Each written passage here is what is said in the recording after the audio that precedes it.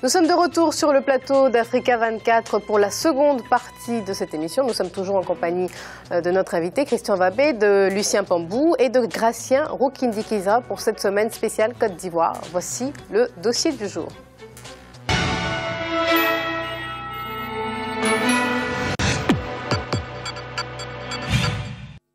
Le RDR en Côte d'Ivoire, le Rassemblement des Républicains, est le parti au pouvoir dans ce pays depuis l'élection d'Alassane Ouattara en 2010. Ce parti est cependant confronté à des difficultés, et des difficultés même internes, et tente de remobiliser ses partisans, ses militants, en vue de l'élection présidentielle de 2015, avec le soutien du PDCI et RDA et de son président Henri Konan Bédié.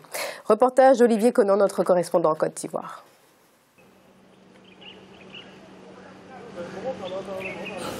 Le RDR à l'épreuve du pouvoir. Le Rassemblement des Républicains RDR est au pouvoir depuis avril 2011 et la fin de la crise post-électorale qu'a connue la Côte d'Ivoire après l'élection présidentielle de 2010. Un succès parachevé par les élections législatives au cours desquelles le parti de la case a remporté la majorité absolue. 134 sièges sur 255. Rebelote aux élections municipales et régionales. Le RDR dame le pion à son allié PDCI au sein de l'Alliance des Oufouettistes, le RHDP, Rassemblement des Oufouettistes pour la démocratie et la paix. Parcours remarquable pour un parti créé le 27 septembre 1994. À la suite de dissensions au sein du PDCI-RDA, Jenny Kobina fonde le RDR. S'ensuivent des années de lutte au cours desquelles Alassane Ouattara, le leader du parti qui a succédé à Jenny Kobina décédé, affronte un véritable parcours du combattant.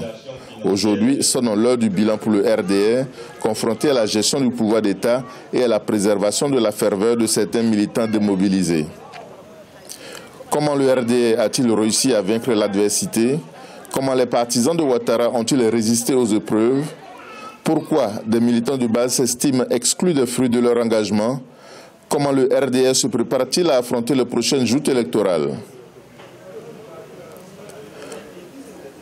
Pour le porte-parole du parti Joël Nguessan, il n'y a pas péril en la demeure.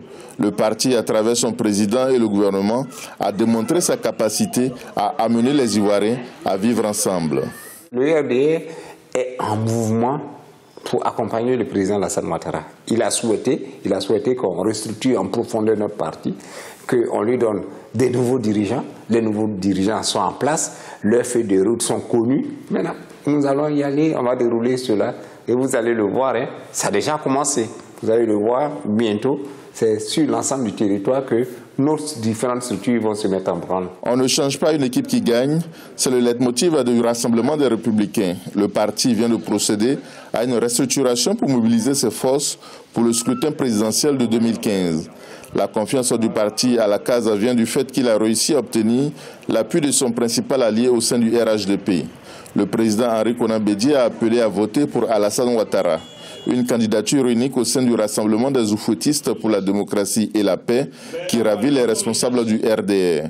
Pour eux, il faut un second mandat au président Ouattara pour achever ces chantiers qui doivent conduire à l'émergence de la Côte d'Ivoire. La candidature consensuelle du président Alassane Ouattara répond aux attentes même des Ivoiriens. Vous savez que la Côte d'Ivoire vient d'une crise profonde. La Côte d'Ivoire, aujourd'hui, connaît la stabilité. La Côte d'Ivoire a retrouvé le chemin de la paix. Mais il faut consolider cette paix, il faut consolider cette stabilité. La Côte d'Ivoire vient de renouer avec la croissance, qui permet donc aux Ivoiriens de connaître un développement. Et ça se voit à travers les chantiers. La Côte d'Ivoire affiche des résultats positifs au niveau économique depuis l'accession à la magistrature suprême du président Ouattara. Le taux de croissance en 2013 a atteint 8,9%. De nombreux projets d'infrastructures sont en cours. Ce bilan économique est cependant occulté par beaucoup de militants. Pour eux, le parti a changé. Les dirigeants sont inaccessibles. Ces militants se sentent oubliés et abandonnés. Depuis qu'on est arrivé au pouvoir, la base n'est plus forte. Comme si quand on était dans l'opposition. À l'opposition, le RDR était très fort. Mais depuis les élections, le RDR avait au pouvoir. La base a ignoré par la direction, si bien que il y a eu émoussement au niveau des militaires, n'ont plus le même engouement que à la création du parti. Il y a un problème d'emploi au niveau de la jeunesse et l'attente est vraiment très forte. Et je pense que chacun à son même niveau réclame quelque chose. Les militants attendent beaucoup de ces partis parce qu'ils ont tout donné à ces partis pour que ces partis soient au pouvoir aujourd'hui. Un combat de 17 ans n'est pas rien. Face à la fronde, les dirigeants du RDR tentent de relativiser et expliquent leur attitude par le fait qu'ils sont désormais aux affaires. Ils gouvernent pour toute la Côte d'Ivoire et pas seulement pour le parti. Beaucoup de nos militants ont été intéressés à la gestion du pouvoir. D'abord, c'est nous qui sommes au pouvoir, donc nous avons des ministres, nous avons des députés, nous avons des présidents de conseils régionaux. C'est parce que nous sommes au pouvoir qu'il y a tout ce monde-là. Et au-delà de ça, beaucoup de nos militants ont été nommés à des postes de responsabilité en fonction de leurs compétences. Donc vraiment, c'est un faux procès qu'on nous fait en disant que nous ne nous occupons pas de la base. Il faut qu'ils comprennent que ceux qu'on n'arrive plus à voir aujourd'hui tous les jours à la rue, les pics, sont à la tâche pour relever le défi commun. Ce n'est pas un oubli. Et en même temps, tout le monde ne peut pas avoir son problème réglé. Quand on parle de l'emploi, je ne parle pas que des jeunes du parti au pouvoir, je parle de toute la jeunesse dans son ensemble. 239 000 électeurs dans 438 localités ont procédé au renouvellement des instances du RDR au mois de septembre pour permettre au parti d'amorcer un nouveau départ. Les nouveaux secrétaires départementaux ont la mission de remobiliser les militants pour préparer l'élection présidentielle de 2015. Le parti veut prêcher la bonne nouvelle et demande aux militants de faire preuve de patience et de mansuétude. Après les infrastructures, l'accent sera mis sur le pouvoir d'achat des populations. Il a dit, bon, dans un premier temps, je vous mets en place toutes les infrastructures de base. Après, maintenant, on va arriver au stade de la consommation. Ça a déjà commencé. C'est tout ce qui concerne l'évolution des salaires. Il a fait un premier déblocage, mais à partir de 2015, ce sera total et global. Vous verrez que les gens seront très heureux. Gérer un pays, c'est avoir une capacité à programmer les évolutions. On décide, aujourd'hui on fait des investissements, demain on met l'accent sur la consommation et sur le pouvoir d'achat. Le RDR, comme tous les partis politiques, est traversé par des courants internes. Il gère ses contradictions sans perdre de vue que la préservation du pouvoir est tout aussi importante et difficile que sa quête. Faisant fi des ambitions personnelles, le parti se dresse comme un rempart de l'action du président Ouattara à la tête du pays. Comme toujours, le parti est à sa disposition pour les batailles futures. Adjamé est le bastion du RDR. Toutes les échéances électorales au niveau de notre commune, le RDR a toujours remporté ces élections-là. Les élections municipales, les élections législatives, depuis sa création. Et en 2010, il y a eu le couronnement avec l'élection de notre mentor, le président de la République, son Excellence Alassane Dramane Ouattara, avec une large majorité, puisque Adjamé a fait 80% des suffrages. Tous les Ivoiriens, dans leur ensemble, de façon objective, pensent que le président Alassane Ouattara est l'homme de la situation, est une chance pour la Côte d'Ivoire.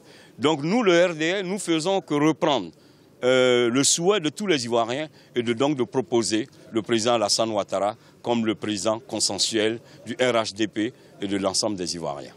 20 ans après sa création, le Rassemblement des Républicains veut s'affirmer comme un parti de pouvoir. Les Républicains doivent conduire l'action gouvernementale sans s'aligner les militants de base. C'est un combat que la direction du parti négocie en permanence. L'avenir pour le RDR, c'est la réélection du président Ouattara en 2015. Les cadres sont confiants parce que le PDCI a décidé de poursuivre l'alliance au sein du RHDP, gage de la pérennisation du pouvoir selon eux. Le RDR est cependant appelé à disparaître à terme au profit d'un grand parti unifié, réunissant tous les partis se réclamant de feu le président Félix Houphouët-Boigny. Cela marquerait la fin d'une époque et le début d'une nouvelle ère que le parti compte aborder en position de force. Alors Christian Wabé, je me tourne vers vous. en tant qu'observateur, en tant que président d'un parti d'opposition également en Côte d'Ivoire, quel est le regard que vous portez sur le rôle qu'a joué le RDR en Côte d'Ivoire sur ce parti depuis l'élection du président Alassane Ouattara? Alors, depuis que le président Ouattara est au pouvoir, le pays est divisé. Pourquoi le pays est divisé? Parce qu'au moment où je vous parle, il y a un procès de Simone Gbagbo de 83, pro-Gbagbo comme on dit. Il y a une ministre de la République qu'on appelle Afousi Bamba, porte-parole du gouvernement, qui a dit mercredi dernier en plein conseil des ministres que c'était un procès politique. Et je cite, « Il s'agit d'un procès politique. La politique passe avant tout. » Comprenez? On ne peut pas aller à la réconciliation dans un tel environnement. Ça veut dire quoi? Ça veut dire qu'aujourd'hui, on met des pro-Gbagbo en prison parce qu'ils sont gênants, parce qu'on veut éliminer des opposants politiques qui ne sont pas dociles. Vous l'avez cité Afousi Bamba lors de ce Conseil des ministres. Donc c'est une information qui a été rendue publique. Elle a dit officiellement, des confrères de la presse nationale étaient présents. C'est une information officielle. Je vais demander sa démission. Parce qu'aujourd'hui, nous voulons la paix et la réconciliation. Nous sommes fatigués de la guerre. Mais vous dites que la Côte d'Ivoire est divisée depuis que le RDR est arrivé au pouvoir. Et force est de constater que la Côte d'Ivoire, ce n'est pas ce que nous souhaitons, mais était divisée avant l'arrivée du président Alassane Ouattara. D'où le fait qu'il y ait eu une crise en Côte d'Ivoire. Donc ça ne date pas du moment où il est arrivé au pouvoir. Son rôle depuis qu'il est arrivé, c'est dans son programme de gouvernement. Qu'est-ce qu'il a dit? Je vais créer un gouvernement d'union nationale. Je vais réconcilier les Ivoiriens. Je vais créer un environnement sécurisé, apaisé. Je vais créer une justice. Bon, prenons les trois premiers. Par exemple, un gouvernement d'union nationale. Ça n'a pas été fait. Pourquoi ça n'a pas été fait? Parce que les leaders de l'opposition sont en exil ou sont en prison, où on est procès envers eux. Aujourd'hui, il y a entre 500 000 prisonniers politiques. Et ceux qui sont en Côte d'Ivoire, les leaders politiques de l'opposition, du FPI par exemple, ont refusé à de multiples reprises de participer parce qu'ils demandaient la libération du président Laurent Gbagbo. Pourquoi ils ont refusé? En plus de Laurent Gbagbo qu'il faut libérer, mais j'en suis dit, financez-nous. Il y a une loi constitutionnelle qui dit l'opposition est financée. Quand Ouattara était opposant, il avait 800 millions de francs CFA chaque 6 mois pour fonctionner. L'opposition n'a aucun sou aujourd'hui pour fonctionner. Même le président du FPI à Finguessan, ses avoirs sont gelés, comme la plupart des membres de l'opposition. Il a été mis à la porte de son domicile. Vous voyez un peu le scandale. Imaginez un seul instant quand, ici en France, Nicolas Sarkozy, quelles qu'en soient les raisons, se voit expulsé de son domicile. C'est une honte pour la Côte d'Ivoire. C'est une honte si ça arrivait en France. Vous comprenez? On ne refuse pas pour refuser. Aujourd'hui, il y a les prisonniers politiques. On ne parle pas de leur libération. Bon, il y en a quand même un certain nombre qui ont été libérés. Ça va dans la bonne direction, mais c'est insuffisant. Aujourd'hui, il y a un problème. Il en reste combien, vous savez? Il en reste combien? 500 000 prisonniers politiques en ce moment qui restent. Mais d'où viennent ces chiffres? Ce sont les chiffres officiels du gouvernement. Donc, entre 500 et 1000 prisonniers politiques. Je n'ai pas les dernières tendances, mais entre 500 et 1000. C'est pour vous dire que aujourd'hui, nous voulons la réconciliation, la paix. Qu'a dit le président Ouattara la dernière fois à Daokro? Il était fatigué de ses opposants. Que les opposants étaient des prisonniers en sursis. Ce sont des faits. Moi, le président Ouattara, je ne m'attaque pas à la personne du président. Mais j'ai dit ce qu'il a dit. C'est publié, c'est passé en direct à la télévision d'État. Il est fatigué des opposants. Les opposants sont des prisonniers en sursis qui ne sont qu'en liberté provisoire. 2 semaines plus tard, on ouvre le procès des 83 pro-Gbagbo. Et révélote la ministre de la République qui dit que c'est un procès politique. Vous comprenez? On s'en tient au fait. Le pays est divisé. Il n'y a pas de justice. Quand vous dites que vous voulez la réconciliation nationale, on n'a pas généralement l'impression que l'opposition répond aux attentes aussi et tend la main au pouvoir quand le pouvoir lui tend la main également. Alors, quand Gbagbo était au pouvoir et qu'il voulait la réconciliation, qu'est-ce qu'il a fait? Il a fait revenir Ouattara en Côte d'Ivoire. Il lui a donné une maison de 500 millions de francs CFA. Il lui a donné 8 millions de francs CFA par mois en tant qu'ancien Premier ministre de Côte d'Ivoire. Il lui a donné 800 millions de francs CFA par chaque 6 mois pour son parti politique. De même qu'Henri Konan Bédié qui recevait, il a eu une maison de 500 millions de francs CFA, 800 millions de francs CFA chaque 6 mois pour fonctionner pour son parti, le PDC-RDA, et 30 millions de francs CFA, lui et son épouse, par mois pour vivre. Donc ce que vous dénoncez, c'est le fait effectivement que l'opposition ne puisse pas s'exprimer en Côte d'Ivoire parce qu'elle n'a pas les moyens de le faire. D'abord, la télévision d'État est aux ordres. L'opposition est interdite d'être télévision d'État. Oui, bon, ça, non, c'est une réalité. Sous Laurent Gbagbo, l'opposition disait la même chose. Donc c'est un peu une rengaine qu'on entend régulièrement. Aujourd'hui, bon, vous voyez que on fait pire que ce qu'on a dénoncé. Pire, bon, en fonction, chacun mesure le degré, mais je me tourne vers vous, Lucien. Alors, Lucien, au vu de tout ce que notre invité, Christian Wabé, vient de dire, est-ce que vous avez le sentiment que le RDR, comme on a pu l'entendre dans ce reportage, hein, et que ce parti, le parti au pouvoir, amène les Ivoiriens à vivre ensemble ou non? Vous êtes plutôt de l'avis de notre invité. Non, je laisse à M. Christian Wabé, effectivement, la direction, le soin de dire ce qu'il a dit. Je ne suis pas un homme politique ivoirien, donc je n'ai aucune preuve. Je ne peux ni démentir, ni infirmer, ni être en accord avec ce qu'il a dit. Je me contente de prendre acte. Et je réponds de la manière suivante. Il ne s'agit pas ici, effectivement, d'être pour ou contre Gbagbo, pour ou contre le président Ouattara, mais de présenter les faits. Alors, c'est quoi le RDR? Ce parti, bien entendu, celui de M. Ouattara, il faut quand même le dire, au temps du multipartisme, dans la période 90-95, avait signé quand même un accord, un accord avec le FPI. Bien, en tant que parti politique, parce qu'ils n'étaient pas d'accord sur la méthode, en fait, élective. Ça, c'est un premier point. Et ensuite, on sait ce qu'est devenu ce parti, le parti du gouvernement, après le bilan catastrophique de la crise post-électorale 2010-2011 avec 3000 morts. Bien, donc, le RDR est aux affaires. La question fondamentale qui est posée, est-ce que le RDR qui est aux affaires, en fait, répond aux attentes, bien entendu, du pays ou non? Alors, quand on regarde, premièrement, on regarde que le RDR n'est pas tout seul et dans une vaste coalition. Cette vaste coalition avec le PDCI. Donc, ce sont les oufouettistes. Ces oufouettistes, bien entendu, s'opposent à qui? Au FPI. Bon, une coalition tout de même fragile, il faut le rappeler. Une coalition fragile. Les positions, oui. Entre les positions. S'il vous plaît, Christian Wabé, est-ce que je peux terminer? Donc, entre les positions du président Henri Konan Bédié et celle de la base bien politique sûr, du parti, il y a dissonance. J'allais y venir, Marie-Angèle. Donc, il y a en fait un accord politique à un haut niveau pour une candidature unique de M. Ouattara. Bien. Quand vous regardez le reportage, que disent en fait les populations, les militants du RDR? Nous avons été abandonnés à notre propre sort. Et dans le même temps, que disent les responsables politiques du RDR? Eh bien, les choses vont peut-être doucement, mais nous allons y arriver. Alors, pourquoi je soulève tous ces éléments de débat? Pour montrer en effet la difficulté, en effet, en Afrique, pour les partis de gouvernement et 2, pour les partis d'opposition. Le véritable problème, quel est-il? Pourquoi vous tenez ce langage, monsieur Christian Wabé? Et c'est normal, vous êtes un homme politique, c'est normal. Vous le tenez parce que vous avez l'impression, en effet, qu'il y a 2 poids, 2 mesures. Ça, c'est la première remarque. Oui, c'est ça, mais justement, c'est pour ça. Mais je parle sous votre contrôle. Il y a un ministre du FPI, Lida Kwasi, qui a été arrêté mais je parle sous votre contrôle. Avec un juge. Je sais bien. Je parle sous votre contrôle.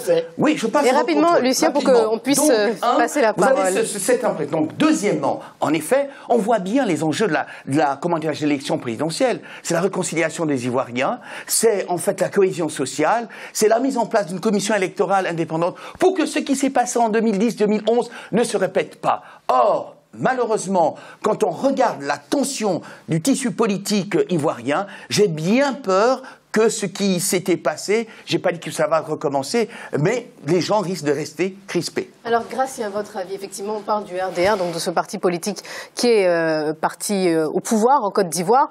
Et on a entendu dans le reportage aussi certains membres même du RDR déclarer que la base était abandonnée et que finalement c'était les élites qui profitaient, les dirigeants qui profitaient du fait que ce parti soit au pouvoir, mais qu'effectivement il y avait des problèmes à résoudre même au sein de ce parti. Oui, il y a des problèmes à résoudre quand un parti gagne les élections, pas seulement en Afrique, même en Europe, je vous dirais même en France, il y a des gens qui sont là parce qu'ils n'ont pas eu de poste. Ça, c'est clair. On ne peut pas satisfaire tout le monde. Mais, par contre, il y a une évolution, un pays se développe, il y a la redistribution, il y a aussi une sorte de, disons, ne pas couper le lien entre la base et le sommet au niveau de son parti. C'est vrai qu'il y ait des mécontentements, les mécontentements peuvent s'expliquer, mais le fond du problème en soi, ça c'est purement interne. Le fond du problème, c'est la gestion donc, du pays. Si je reviens à ce que notre invité a dit, il y a des choses que les Africains, on doit essayer de, disons, de nous familiariser, de ne pas polémiquer sur ça. C'est notamment, dans beaucoup de pays, il y a des opposants qui réclament un gouvernement d'union nationale. Moi, je dirais, à quoi ça sert un gouvernement d'union nationale? Le peuple a besoin de l'opposition. Si tout le monde se trouve au niveau du pouvoir, il n'y a pas d'opposition. Finalement, les élites se mettent ensemble et se partagent le gâteau. Oui, terminez sur je termine rapidement. Deuxième chose, les opposants, un opposant peut ne pas payer le loyer ou avoir des problèmes avec son banquier ou autre chose. Il peut être expulsé. Il faut toujours... S'il vous plaît, on va laisser terminer. Je termine parce que justement, il peut y avoir... C'est quoi la politique aujourd'hui du gouvernement? Est-ce qu'on peut laisser terminer, Gratien? Après, je vous repasserai la parole. Ce que je dis, c'est juste pour différencier les choses. Parce que quelqu'un est opposant, il peut être poursuivi par la justice, donc on ne peut pas passer à côté. Il y a autre chose, dernier point, c'est ces histoires d'argent, les opposants qui demandent de l'argent. Mais quand on est opposant, on a un parti politique, les militants cotisent, on n'a pas... Il y a la Constitution, c'est constitutionnel. Sauf la Constitution, on va y arriver, Gratien va pouvoir terminer sa phrase. Les partis d'opposition sont financés. Ça cite là que l'opposition, autant de Ouattara et de Constitution ont été financés. Est-ce que Gratien peut terminer sa phrase, Christian Vabé, et puis après on va vous passer la parole, vous pouvez vous exprimer. Si la Constitution stipule, comme dans plusieurs pays, le statut de l'opposition, qu'il doit y avoir des montants à donner en raison des députés ou en raison d'autre chose, si ce n'est pas fait, il y a la justice. En principe, on doit se diriger vers la justice. Merci Gratien. On va passer la parole à Christian Vabé qui va pouvoir s'exprimer sur ces points, car nous arrivons au terme de ce débat. Donc, vous étiez et nous étions dans la critique. Ce qui est important Bien sûr.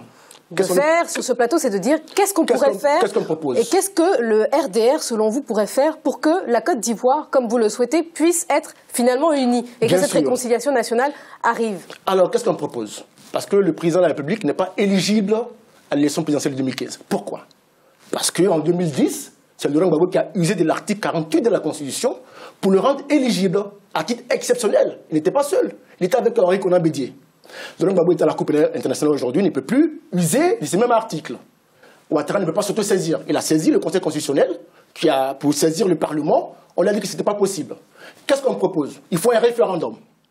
Alors, le RPCIAC et ses alliés du Front populaire ivoirien, qu'est-ce que nous proposons? Un gouvernement de transition avec l'opposition, le parti au pouvoir, la société civile, les religieux, pour effectivement préparer le référendum qui va effectivement modifier la Constitution pour régler une fois pour toutes cette question d'éligibilité. Alors, mais ce gouvernement-là, avant cela, il faut d'abord qu'il puisse permettre la libération des prisonniers politiques. Il faut dégeler les avoirs. Quel gouvernement? Le gouvernement de transition? Les transitions qui va préparer le référendum constitutionnel. Ce sont nos propositions. Un gouvernement de transition, on le met en place quand le pays est en crise, généralement. Le pays est en crise aujourd'hui. Aujourd'hui, la Commission électorale indépendante n'existe pas de fait. Une partie de ses membres a claqué la porte. L'opposition a claqué la porte. Même les évêques ont claqué la porte. Est-ce que vous pensez que c'est une solution, ce que vous proposez là, c'est une solution qui pourrait permettre d'unir les Ivoiriens ou alors de jeter de l'huile sur le feu? Mais non, c'est une bonne solution. Le gouvernement en place dit qu'il est majoritaire, donc un référendum ne devait pas poser de problème. L'opposition veut un gouvernement, une ambiance, un État social apaisé, un pays socialement apaisé. Parce qu'aujourd'hui, en Côte d'Ivoire, que se passe-t-il? Dans chaque village, il y a les milices. Il faut désarmer les milices. Donc un gouvernement de transition pourrait permettre effectivement à tout le peuple d'aborder les problèmes les uns après les autres et puis préparer le référendum dans la paix, dans la réconciliation, dans la sécurité et puis tout le monde sera d'accord. Voilà mes propositions. Merci à vous Christian Vabé. Restez avec nous chers téléspectateurs. Nous marquons une courte pause et nous nous retrouverons dans quelques minutes pour la troisième partie d'Africa Newsroom. À tout de suite.